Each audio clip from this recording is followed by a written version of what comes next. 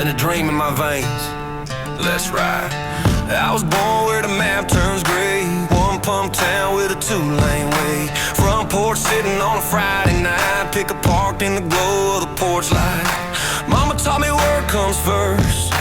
Daddy said, boy, know your worth. Ain't got much, but I got pride and a backbone built from county lines. Cause I'm back roads raised, some big soul, bonfire burning where the wild things go. Radio up with the window down, that's how we do it in a no-name town. Cornfield heart with a rebel blaze, living this life in 1,000 ways. But every mile I've ever made, yeah, it's back roads raised.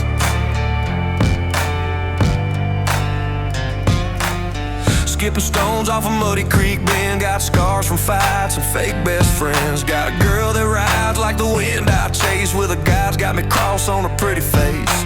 Raised on grit, not just on grain, learned to dance in the middle of the rain. If the city calls, I might swing by, but the roots I run too deep to die. Cause I'm back roads raised, sun-baked soul, bonfire burning where the wild things go. Radio up with the window down, that's how we do it in a no-name town.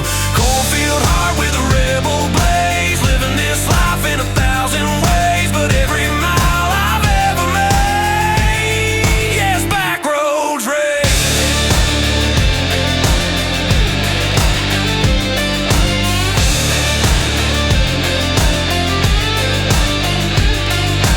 Some chase gold, some chase fame, I just chase peace in a simple name. You can find me where the fireflies glow, still free, still real, still riding slow. Back roads raised, can't fake that fire, born in the dust, built up high. Radio up with a flag on the gate, country pride running through every state. Cornfield heart with a rebel blaze, living this life in 1,000 ways. But every